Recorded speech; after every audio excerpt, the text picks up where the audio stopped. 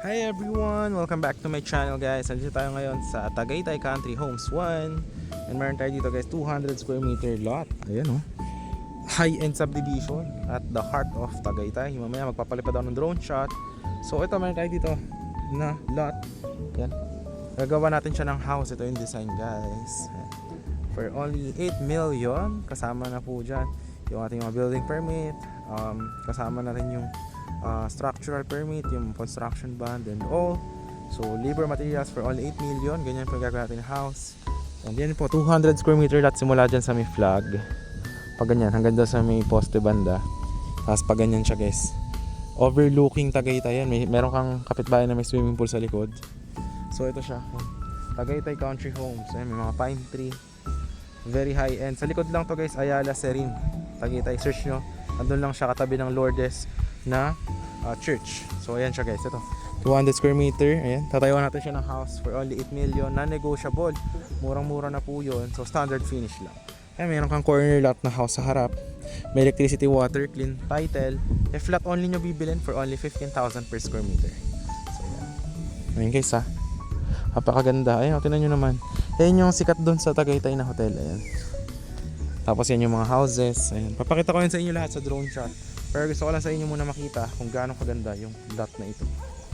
So ayan, napakaganda. Very peaceful and Tagaytay vibes. Ayan siya guys, ayan 200 square meters simula dyan hanggang doon. Ayan, hanggang doon. Ayan, maganda yung slope ng ating property. Talagang overlooking. Ayan, pag ganyan siya. So monthly dues dito guys is 600 pesos per month. Kasama na yung guardhouse, kasama na yung basura, lahat. Murang-mura.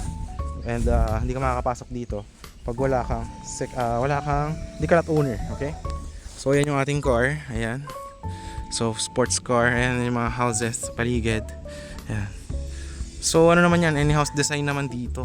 So ayan, ayan yung gagawin natin yung house design. But if may suggestion kayo, pwede natin pag-usapan. Tapos yun, nga lang, magdedepende rin. Kung pwede sa gusto nyo, mag-iiba rin yung price. Pwede magmahal, pero hindi pwede mas magmura. So yan. Online ngayon naman, ipapakita ko sa inyo yung drone shot para mas makita nyo yung ating property. Ayan. And makita nyo yung drone shot kung gaano siya kalapit sa Tagaytay. And all. So yan. Yan guys ha.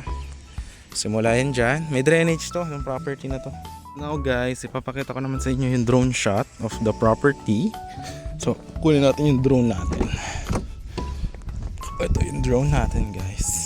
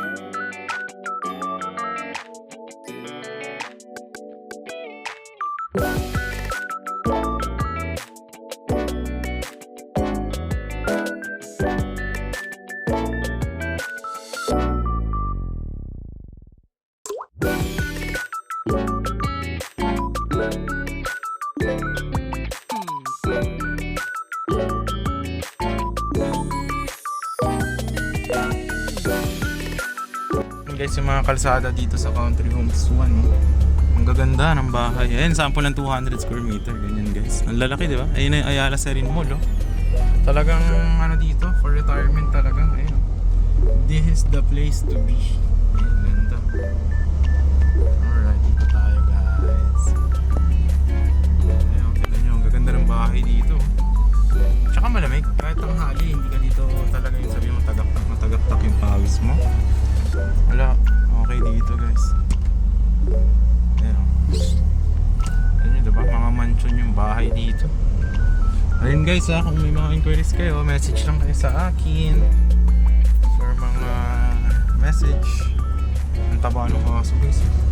Nandito na yung guardhouse. So paalam na guys, bye bye. And guardhouse. Guys, ito yung ano pala, yung park ng Tagaytay Country Homes 1. Ayan siya.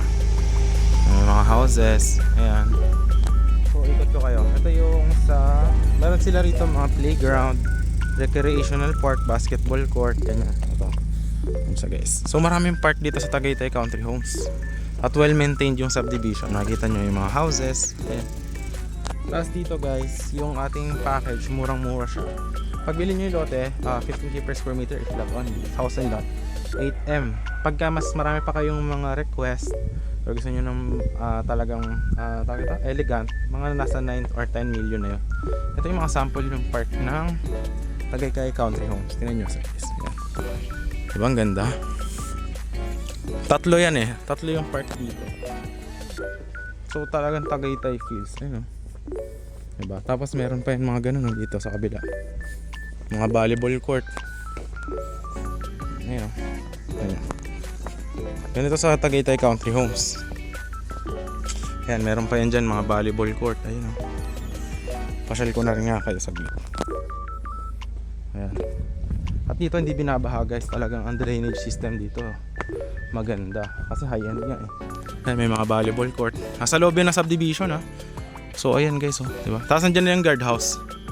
Ayan. Kung nakita nyo sa drone shot, ito na halos yung likod ng Lourdes Church or yung Ayala Serene Mall. Ayan yung volleyball court. May mga basketball court. Ayan, meron ding for mga nagpa-practice. Ayan, so ayan. Kung may mga message kayo guys or concern, message lang kayo sa Viber, WhatsApp ko. Ayan, dyan lang naman. Pero I will assure you, itong subdivision na to is maganda, high-end, and what they call this, safe, healthy community. So yun guys, bye-bye na muna. I will now be going home. So yun guys, thanks for watching. Message lang if you have questions, okay? Bye-bye!